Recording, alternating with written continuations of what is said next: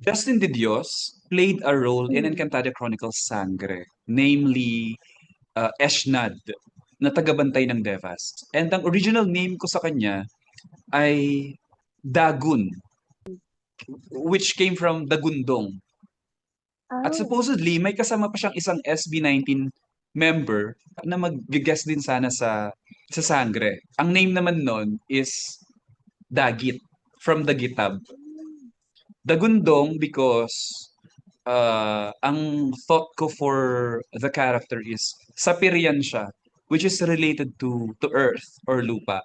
Yung isa naman is Dagitab or Dagit kasi I want to relate him sa Hathoria, which is fire. But eventually, isang SB19 member lang yung nai-guest or pwedeng mag-guest sa Sangre. So, Mm. ang alternative name ko for Dagit is Dumakulem. Dumakulem Oh. is a mountain god. Yun yung second name ko for Justin's character. Pero hindi natuloy kasi I think si Justin, sabi niya parang medyo mahaba daw yung name. So, pinalitan siya. Ultimately, pinalitan siya into Eshnad, which is I think perfect din naman for the character na tagabantay ng Devas. At ang laki ng role niya. I'm so happy to have written the character.